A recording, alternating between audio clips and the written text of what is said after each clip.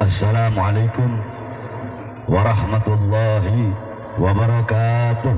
Waalaikumsalam warahmatullahi wabarakatuh. Alhamdulillah. Alhamdulillahil qawi sultanuh, al-wadihil burhanuh, al-mabsut fil wujud karamuhu wa ihsanuh. Allahumma salli wa sallim wa barik wa karrim wa azim ala nuril anwar wa sirril asrar wa tiryakil aghyar wa miftahi babil yasar Sayyidina wa maulana Muhammad Sallallahu alaihi wasallam. Muhammadil Mukhtar wa alihil athhar wa ashabihil akhyar adada ni'amillahi wa ifdalih, amma ba'd. Ya, saya cintai, yang saya muliakan para alim ulama, para habaib, para kiai, para asatid, para ajengan, para sesepuh, para tokoh masyarakat, segenap aparat pemerintah, wabil khusus kepada seluruh panitia peringatan Maulid Nabi besar Muhammad Sallallahu alaihi wasallam. Dan khususnya yang saya cintai, yang saya muliakan segenap bapak-bapak, ibu-ibu, khususnya para pemuda-pemudi umat baginda Nabi besar Muhammad Sallallahu alaihi wasallam. yang selalu dimuliakan oleh Allah Subhanahu wa taala. Saudara-saudara, sebelumnya saya mohon maaf karena terlambat. Tadi malam saya ngisi ceramah ada 5 tempat. 4 tempat di daerah Jampang Surade, 1 tempat di Pelabuhan Ratu. Jadi saya bangun sore baru berangkat ke sini. Sebelumnya saya mohon maaf, dan saya juga mohon maaf karena saya tidak bisa lama. Malam hari ini saya ada acara di Banten, ada 3 tempat. Walaupun sedikit, insya Allah bermanfaat. Amin. Dan kepada seluruh hadirin jamaah yang hadir, doakan juga saya dalam keadaan sakit, doakan agar Allah angkat penyakit saya. Amin. Walaupun saya dalam keadaan sakit, tetap saya hadir di sini karena kecintaan saya kepada kalian semua sebagai umat baginda Nabi besar Muhammad. Hadirin sekalian yang dimuliakan oleh Allah, kita duduk pada malam hari yang mulia ini untuk memuliakan, untuk mengagungkan, untuk bergembira dengan lahirnya baginda Nabi besar Muhammad Sallallahu alaihi wasallam. Saudara-saudara, siapa yang memerintahkan kita untuk bergembira, untuk bersukacita, untuk berbahagia dengan lahirnya baginda Nabi besar Muhammad? Yang memerintahkan kita bahagia dengan maulidnya Nabi, yang memerintahkan kita bergembira dengan lahirnya Nabi, yang memerintahkan bukan ustadz, bukan kiai, bukan habib, bukan orang-orang soleh, yang memerintahkan bukan Nabi Muhammad, bukan juga malaikat, tetapi yang memerintahkan kita bergembira dengan adanya Nabi Muhammad, dengan lahirnya Nabi Muhammad, yang memerintahkan adalah Allah Subhanahu wa taala. Apa dalilnya? Dalam Al-Qur'an Allah Subhanahu wa taala berfirman, "Qul bi fadlillah wa bi rahmati fabidzalika falyafrahu." Kata Allah dalam Al-Qur'an, katakanlah olehmu wahai Muhammad, katakanlah dengan karunia Allah, dengan anugerah Allah, dan dengan rahmatnya Allah Subhanahu wa taala. Maka dengan anugerah, dengan karunia, dan dengan rahmat tersebut, falyafrahu, hendaklah mereka bergembira. Hendaklah saya bergembira, hendaklah kalian bergembira, hendaknya kita semua bergembira dengan adanya anugerah Allah, dengan adanya karunia Allah, dengan adanya rahmat Allah. Pertanyaannya, apa anugerah Allah? Apa karunia Allah? Apa rahmat Allah? Dalam kitab-kitab tafsir, para ulama mengatakan, dalam kitab tafsir Jami'ul Bayan, Al-Imam Ibnu Jarir At-Tabari, dalam kitab tafsir Ma'alimut Tanzil, Al-Imam Baghawi, dalam kitab tafsir Madarikut Tanzil, Al-Imam An-Nasafi, dalam kitab tafsir Anwarut Tanzil, Al-Imam Baydawi, dalam kitab tafsir Jami'ul Kabir, Al-Imam Fakhruddin Ar-Razi, dalam kitab tafsir Ad-Durul Manthur, tafsir bil Ma'thur, Al-Imam As-Suyuti, dalam kitab tafsir Jalalain, Al-Imam Jalaluddin Al-Mahalli, dan diteruskan oleh Imam Jalaluddin As-Suyuti. Karunia Allah, anugerah Allah, ada yang mengatakan iman, ada yang mengatakan Islam, ada juga yang mengatakan ilmu, ada yang mengatakan akal, ada juga yang mengatakan Al-Quran. Adapun rahmat Allah, sebagaimana dalam ayat yang lain Allah subhanahu wa ta'ala berfirman, wa ma arsalnaka illa rahmatan lil alamin. Tidak aku utus engkau wahai Muhammad kecuali engkau adalah rahmat bagi seluruh alam semesta. Maka dengan adanya anugerah Allah, yaitu iman, Islam, ilmu, akal, Al-Quran, dengan adanya rahmat Allah yang paling besar, rahmat Allah yang paling agung, rahmat Allah yang paling sempurna, rahmat Allah yang paling mulia, yaitu Nabi Muhammad, hendaklah kita semua bergembira. Allah yang memerintahkan kita bergembira dengan adanya karunia Allah dan dengan adanya rahmat Allah, yaitu baginda Nabi besar Muhammad sallallahu alaihi wasallam. Saudara-saudara, jangankan kita umat Nabi Muhammad yang bergembira, yang bersukacita, yang berbahagia dengan lahirnya Nabi, dengan maulidnya Nabi Muhammad sallallahu alaihi wasallam. Dijelaskan bahwasanya Sayyidina Abbas bin Abdul Muttalib radhiyallahu an, Sayyidina Abbas pamannya Nabi Muhammad, beliau pernah bermimpi. Di dalam mimpinya Sayyidina Abbas, beliau melihat Abu Lahab sedang disiksa, sedang diazab di dalam neraka. Saudara-saudara, diazab, disiksa oleh Allah subhanahu wa ta'ala. Akan tetapi setiap hari Senin Allah ringankan azab dan siksanya Abu Lahab. Dari selah-selah jari, dari selah-selah jarinya Abu Lahab keluar air, sehingga Abu Lahab bisa minum dari air tersebut. Kemudian Sayyidina Abbas bertanya, wahai Abu Lahab, kenapa Allah ringankan azabmu? Kenapa Allah ringankan siksamu setiap hari Senin?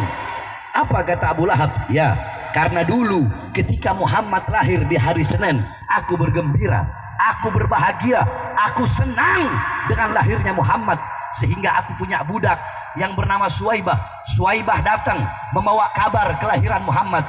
Suwaibah berkata, wahai Abu Lahab, keponakanmu telah lahir, seorang anak pria, seorang anak laki-laki yang sangat tampan. Aku gembira dengan mendengar kabar kelahiran keponakanku Muhammad. Aku senang, aku berbahagia atas kelahiran Muhammad. Karena kegembiraanku itulah maka Allah ringankan azab dan siksaku setiap hari Senin. Saudara-saudara, itu Abu Lahab yang mati dalam keadaan kafir. Itu Abu Lahab yang mati dalam keadaan kafir. Tapi karena dia bergembira, karena dia berbahagia sesaat dengan lahirnya Nabi Muhammad, Allah ringankan azab dan siksanya setiap hari Senin. Maka bagaimana dengan kita sebagai umatnya Nabi? Kalau kita bergembira seumur hidupnya kita dengan adanya baginda Nabi besar Muhammad sallallahu alaihi wasallam, dengan lahirnya Nabi besar Muhammad sallallahu alaihi wasallam. Oleh karenanya, saudara-saudara sekalian yang dimuliakan oleh Allah Subhanahu wa taala, dengan adanya acara Maulid Nabi Muhammad sallallahu alaihi wasallam, maka hendaklah kita semua yang duduk di ini majelis, kita jadikan Nabi Muhammad sebagai teladan kita, sebagai uswah kita, qudwah kita, pedoman kita dalam kehidupan sehari-hari. Jadikan kampung kalian kampung Nabi Muhammad, rumah tangga kalian rumah tangga Nabi Muhammad sallallahu alaihi wasallam. Jadikan pakaian Nabi Muhammad sebagai pakaian kalian. Ikuti kepribadian Nabi Muhammad, ilmu Nabi Muhammad, akhlak Nabi Muhammad sallallahu alaihi wasallam, budi pekerti Nabi Muhammad, sifat baginda Nabi besar Muhammad sallallahu alaihi wasallam. Jangan kalian jauh dari Nabi Muhammad. Jangan kalian jauh dari warisan-warisan Nabi Muhammad. Apa warisan Nabi? Majelis-majelis seperti pada malam hari ini, inilah warisan Nabi Muhammad. Ingat saudara-saudara, Nabi Muhammad tidak mewariskan harta, tidak mewariskan pangkat, tidak mewariskan dinar, tidak mewariskan dirham, tidak mewariskan uang, tidak mewariskan harta benda. Warisan Nabi Muhammad ilmu, amal, ibadah, wara, khauf, ikhlas, qanaah, zuhud. Ini warisan Nabi Muhammad. Para ulama, para ustadz, para kiai, orang-orang soleh, mereka pewaris keilmuan Nabi Muhammad, penyambung lidah Nabi Muhammad, penerus perjuangan Nabi Muhammad. Dekati beliau-beliau, para ulama, para ustadz, para kiai, para habaib, orang-orang soleh. Mereka para ulama, saudara-saudara, adalah orang-orang yang dimuliakan oleh Allah. Maka jikalau engkau ingin menjadi mulia, dekat dengan beliau-beliau. Kadar kedekatanmu kelak di akhirat, kalau engkau pengen tahu sedekat apa engkau dengan Nabi Muhammad, kalau kalian pengen tahu jarak dekat atau jauhnya kalian dengan Nabi kelak di akhirat, gampang. Kalau kalian ingin tahu, maka lihatlah seberapa dekat dan seberapa jauh kalian di dunia dari majelis-majelis seperti ini. Kalau di dunia kalian dekat dengan majelis ilmu, dekat dengan majelis zikir, dekat dengan majelis maulid, dekat dengan majelis sholawat, dekat dengan para ustadz, para kiai, para habaib, dekat dengan orang-orang soleh, dekat dengan para pewarisnya Nabi, dipastikan di akhirat engkau pun akan dekat dengan baginda Nabi besar Muhammad. Tapi kalau di dunia, saudara-saudara, jauh dari ulama, jauh dari para ustadz, jauh dari para kiai, jauh dari para habaib, jauh dari para pewaris Nabi, jauh dari majelis ilmu, jauh dari majelis zikir, jauh dari majelis sholawat, maka dipastikan di akhirat saudara-saudara pun akan jauh daripada baginda Nabi besar Muhammad. Saudara-saudara, mata-mata yang celaka di akhirat adalah mata-mata yang tidak bisa memandang wajah indah Nabi Muhammad. Hidung-hidung yang celaka di akhirat adalah hidung yang tidak bisa mencium wanginya jasad baginda Nabi besar Muhammad. Maka kedua mata yang kalian pakai untuk memandang wajah para ulama, pandangan kasih sayang, pandangan rahmat, pandangan cinta, maka kedua mata tersebut kelak di akhirat akan dihalalkan oleh Allah untuk memandang wajah indah baginda Nabi besar Muhammad. Saudara-saudara, para sahabat-sahabat Nabi Muhammad, mereka ingin masuk sorga bukan karena para bidadari-bidadari di sorga, bukan karena apa, bukan karena sungai susu, sungai minuman keras, sungai madu. Mereka para sahabat Nabi Muhammad, mereka ingin masuk sorga bukan karena kenikmatan sorga yang luar biasa, bukan, saudara-saudara. Makanya setelah wafatnya Nabi Muhammad, banyak para sahabat-sahabat Nabi yang ingin wafat, banyak sahabat Nabi yang ingin meninggal dunia. Setelah wafatnya Nabi, setelah meninggalnya Nabi, ada sahabat yang mengangkat tangan dan berkata, ya Allah, cabutlah nyawaku, untuk apa aku hidup? Nabi Muhammad sudah tidak ada, Nabi Muhammad sudah wafat, cabutlah nyawaku ya Allah. Ketika itu Allah cabut dan ketika itu juga meninggal dunia, saudara-saudara. Ada sahabat yang berdoa, ya Allah, cabutlah kedua mataku, cabutlah pandanganku, cabutlah penglihatanku. Untuk apa aku melihat? Sudah tidak ada lagi wajah indah yang kulihat, wajah indah yang kupandang, yaitu wajah indah Nabi Muhammad SAW. Seketika itu Allah cabut penglihatannya, Allah cabut pandangannya, sehingga dia buta, saudara-saudara. Setelah Nabi Muhammad dikubur di rumahnya Sayyidatuna Aisyah radhiyallahu anha. Ja'at imra'atun faqalat li Aisyah, ya Aisyah, ikshif li gabran Nabi sallallahu alaihi wasallam. Fadakhalat imra'atun fadakhalat fabakat hatta matat. Wanita berkata kepada Sayyidatuna Aisyah, wahai Aisyah, bukakan bagiku kuburnya Nabi Muhammad sallallahu alaihi wasallam.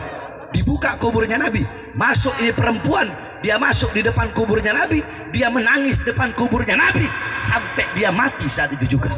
Kenapa? Para sahabat-sahabat merindukan Nabi Muhammad, para sahabat-sahabat ingin wafat bersama-sama dengan Nabi Muhammad. Mereka tujuannya bukan sorga, bukan kenikmatan sorga, tetapi tujuan mereka masuk sorga cuma satu, apa? Berkumpul dengan Nabi Muhammad SAW. Andaikan di sorga, andaikan gak ada Nabi, para sahabat gak mau masuk sorga. Makanya mata yang celaka adalah mata yang gak bisa memandang wajah Nabi Muhammad SAW. Kita menjadi orang-orang yang rugi di akhirat. Orang-orang yang rugi bukan yang datang bawa dosa, bukan yang datang bawa dosa yang banyak, bukan. Orang-orang yang rugi di akhirat, orang-orang yang tidak bisa berkumpul dengan baginda Nabi besar Muhammad sallallahu alaihi wasallam. Saudara-saudara, kita beruntung menjadi umat baginda Nabi besar Muhammad sallallahu alaihi wasallam. Umat yang dirindukan oleh Nabi Muhammad sallallahu alaihi wasallam, umat yang berbahagia, umat yang beruntung, yang dimana Rasul mengatakan, tuba liman yarani wa amanabi wa tuba thumma tuba liman lam yarani wa amanabi. Apa kata Rasulullah? Sungguh beruntung, sungguh berbahagia bagi orang-orang yang melihatku kemudian beriman kepadaku. Para sahabat Nabi Muhammad melihat Nabi, berjumpa dengan Nabi, bertemu dengan Nabi dan beriman kepada Nabi Muhammad. Itu orang-orang yang beruntung. Tetapi ada golongan yang lebih beruntung. Jikalau para sahabat mendapatkan satu keberuntungan, ada golongan yang mendapatkan 3 keberuntungan. Beruntung dan beruntung, kata Nabi Muhammad. Siapa? Orang-orang yang tidak pernah melihatku, tidak pernah makan bersama Rasulullah, tidak pernah memandang wajah Rasulullah, tidak pernah sholat di belakang Rasulullah, tidak pernah duduk bersama Rasulullah, akan tetapi beriman kepada Rasulullah. Siapa? Kita umatnya, saudara-saudara. Kita nggak pernah duduk bersama Rasulullah, nggak pernah makan bersama Rasulullah, nggak pernah melihat wajahnya Rasulullah, nggak pernah sholat di belakang Rasulullah, nggak pernah berkumpul bersama Rasulullah. Tetapi kita beriman kepada Rasulullah, kita menjadi golongan yang sangat beruntung. Maka matilah kalian, matilah engkau membawa iman kepada Rasulullah. Matilah kalian membawa mahabbah, bawa cinta kepada Rasulullah SAW. Saudara-saudara, ini zaman akhir penuh fitnah, penuh kerusakan. Ini zaman akhir, fitnah di mana-mana, kerusakan di mana-mana. Banyak umat-umat zaman sekarang mereka jauh dari Rasulullah. Mereka nggak kenal Rasulullah SAW, nggak kenal syariatnya Rasul, nggak kenal ajarannya Rasulullah SAW. Saudara-saudara, apa yang telah kalian korbankan untuk Nabi Muhammad? Apa yang telah kalian berikan untuk baginda Nabi besar Muhammad?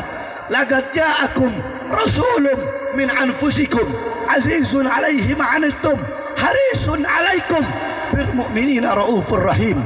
Sungguh telah datang kepada kalian, wahai umat manusia, telah datang kepada kalian utusan Allah. Dia dari golongan kalian, dia dari golongan manusia. Dia sangat menyayangi kalian. Dia berlemah lembut kepada kalian. Dia sangat mencintai kalian. Dia begitu peduli kepada kalian.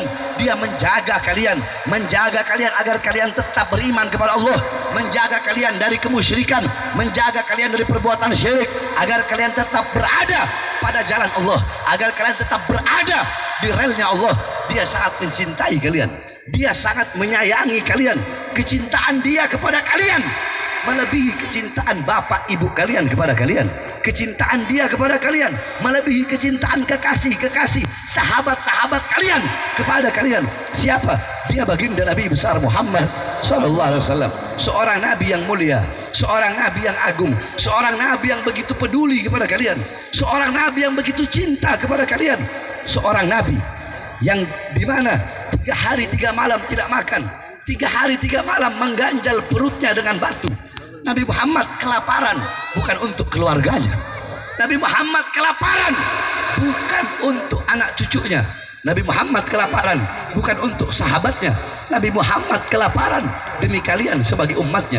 Beliau Nabi Muhammad seorang manusia yang pipinya pernah tertusuk duri, tertusuk tulang, tembus sampai ke sebelah, berdarah. Demi siapa beliau berdarah? Beliau berdarah demi kalian sebagai umatnya.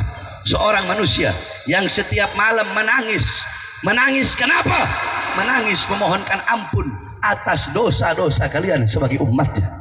Seorang manusia yang dimana qala Imam Ali bin Abi Thalib, inna Rasulullah sallallahu alaihi wasallam fi akhir nafsi harakat syafataihi marratain falgaitu sam'i fasami'tuhu yaqul ummati ummati faqubidha ar-rasul sallallahu alaihi wasallam.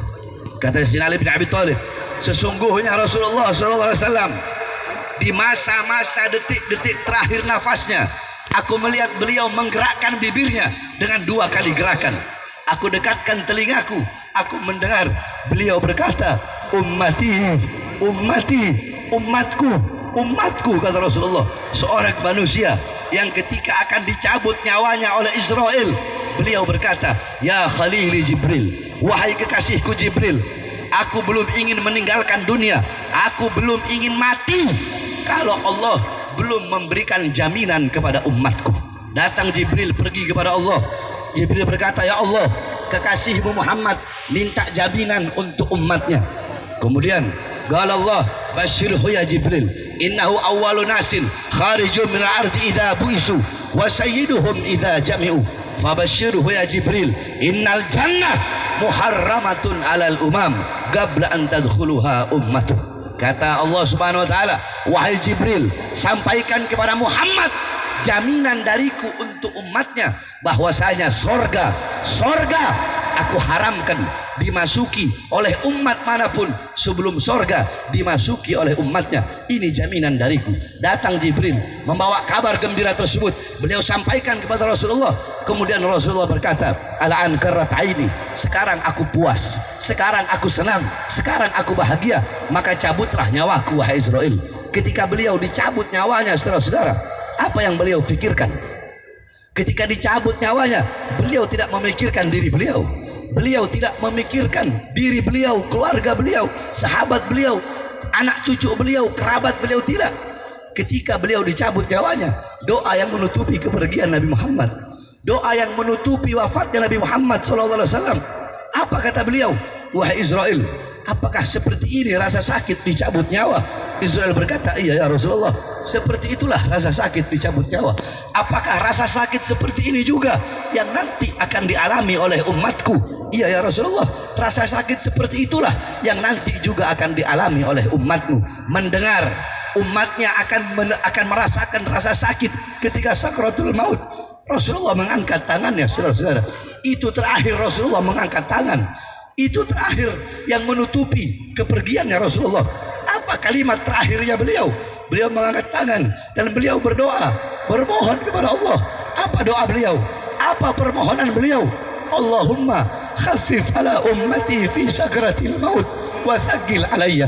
Ya Allah, ya Allah, ringankanlah sakratul maut umatku. Ya Allah, angkatlah, cabutlah rasa sakit sakratul maut umatku. Ringankan sakratul maut mereka dan berikan rasa sakit sakratul maut mereka kepadaku. Biar aku yang merasakan rasa sakit mereka. Biar aku yang merasakan sakratul maut mereka. Dahsyatnya sakratul maut, beratnya sakratul maut. Biar aku yang merasakannya. Umatku tidak akan kuat ya Allah. Lihat bagaimana kecintaan Nabi kepada kalian. Bagaimana pengorbanan Nabi kepada kalian. Kita sebagai umat, apa yang telah kita korbankan untuk Nabi Muhammad? Apa yang telah kita berikan untuk Nabi Muhammad SAW? Nabi Muhammad pagi, siang, sore, malam, kehujanan, kepanasan, berdarah, berdakwah agar iman sampai kepada kita, agar Islam sampai, agar takwa sampai, agar sholat sampai, agar ibadah sampai. Tetapi setelah itu semua sampai, berkat perjuangan Nabi, berkat pengorbanan Nabi, malah kita sia-siakan, saudara-saudara. Secara tidak langsung, sama seperti kita ngelempar kotoran kepada wajahnya baginda Nabi besar Muhammad SAW. Oleh karenanya, saudara-saudara, bertaubatlah kepada Allah Subhanahu Wa Taala, takutlah kepada Allah, takutlah kepada Rasulullah SAW. Kembalilah kita semua kepada ajarannya baginda Nabi besar Muhammad SAW.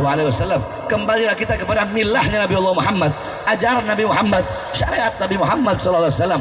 Hiduplah kita dengan ilmunya Nabi, dengan ahlaknya Nabi, dengan adabnya Nabi.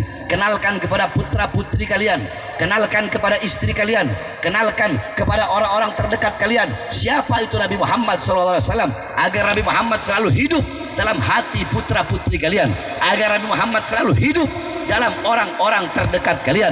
Saudara-saudara sekalian yang dimuliakan oleh Allah, kita semua jangan terlalu sibuk dengan urusan dunia, jangan terlalu sibuk dengan urusan harta, jangan terlalu sibuk dengan urusan uang, jangan terlalu sibuk dengan urusan pangkat, jangan terlalu sibuk dengan urusan jabatan. Kita orang-orang zaman sekarang pagi, siang, sore, malam penuh dengan kecintaan kepada dunia, sibuk cari dunia, sibuk cari harta, pangkat, jabatan, tahta, kekuasaan. Yang di sawah sibuk dengan sawahnya, yang bekerja sibuk dengan pekerjaannya, yang berdagang sibuk dengan dagangannya. Kita sibuk dengan urusan dunia masing-masing sehingga lupa kepada Allah, lupa kepada Rasulullah, lupa kepada akhirat, lalai akan kewajiban-kewajiban kita kepada Allah Subhanahu Wa Taala. Saudara-saudara, ketahuilah dunia, harta, pangkat, jabatan, uang, kekuasaan, dunia semakin engkau kejar, itu dunia semakin lari. Dunia tidak akan pernah engkau dapatkan. Semakin kau kejar, dunia semakin lari. Karena dunia bagaikan bayangan. Kita nggak bakal bisa mengejar bayangan kita sendiri. Tapi coba kita biarkan, nggak usah dikejar. Bayangan yang mengikuti kita kemana-mana. Seperti itulah dunia, saudara-saudara. Semakin kau kejar, dunia tidak kau dapat, akhirat tidak kau dapat. Kau rugi dua kali. Kau kejar dunia, dunia nggak dapat, akhirat juga nggak dapat. Sebagaimana dalam hadis qudsi, bukankah Allah berfirman kepada dunia, Allah berkata kepada dunia, Allah memerintahkan kepada dunia. Apa perintah Allah kepada dunia? Ya dunia, ya dunia, wahai dunia, wahai harta, wahai uang, wahai emas, wahai permata, wahai pangkat, wahai jabatan, wahai tahta, wahai kekuasaan, wahai dunia, layanilah, ukhdumi man khadamani. Wahai dunia, layanilah orang-orang yang melayaniku. Wahai dunia, berbaktilah kepada orang-orang yang berbakti kepadaku. Wahai dunia, kejarlah orang-orang yang mengejarku. Akan tetapi sebaliknya, wahai dunia, kalau ada orang yang mengejarmu, orang yang melayanimu, orang yang berbakti kepadamu sehingga lupa kepadaku, bikin hidup mereka susah, bikin hidup mereka susah. Saudara-saudara, ketika engkau melayani Allah, dunia akan melayanimu. Ketika engkau berbakti kepada Allah, dunia akan berbakti kepadamu. Ketika engkau mengejar Allah, dunia akan mengejarmu. Sebaliknya, engkau menjadi budak-budak dunia, engkau menjadi tawanan-tawanan dunia, engkau bekerja kepada dunia, bukan bekerja kepada Allah, engkau menjadi pelayan-pelayannya dunia, maka itu dunia bakal bikin kau punya hidup susah, kau punya hidup menderita, kau punya hidup hancur karena engkau melayani dunia sehingga lupa dan lalai kepada Allah Subhanahu wa taala. Tinggalkan dunia sebelum dunia yang meninggalkanmu. Tinggalkan dunia, tinggalkan perkara-perkara yang tidak bermanfaat, perkara-perkara yang tidak berguna. Tinggalkan perkara-perkara, tinggalkan hal-hal yang menjauhkan hubunganmu dengan Allah. Jikalau harta menjadi sebab engkau jauh dari Allah, tinggalkan harta tersebut. Jikalau anak istri atau suami atau keluarga atau siapapun, bos, kau punya bos, menjadi sebab jatuhnya, menjadi sebab putus hubungan kamu dengan Allah, menjadi sebab jauh hubunganmu dengan Allah, tinggalkan siapapun itu, apapun itu. Jikalau apapun itu, siapapun itu menjadi sebab engkau jauh dari Allah, maka tinggalkan. Saudara-saudara, kita orang-orang zaman sekarang lebih memilih kehilangan Allah karena harta daripada kehilangan harta karena Allah. Kita lebih memilih kehilangan Allah karena pekerjaan daripada kehilangan pekerjaan karena Allah. Kita lebih memilih kehilangan Allah karena pangkat jabatan daripada kehilangan pangkat jabatan karena Allah. Tuba liman kana targud dunya qabla an tarakta. Beruntung orang-orang yang meninggalkan dunia sebelum dunia yang meninggalkannya. Apa maksudnya dunia yang meninggalkannya? Sebelum kita mati, saudara-saudara. Kullu nafsin dha'iqatul maut. Segala yang berjiwa, yang bernyawa pasti akan mati. Kullu man 'alaiha fan. Segala sesuatu yang di atas bumi pasti akan hancur, pasti akan binasa. Kullu syai'in khaliqun illa wajhah. Segala sesuatu, zat apapun, wujud apapun, bentuk apapun akan hancur, akan musnah.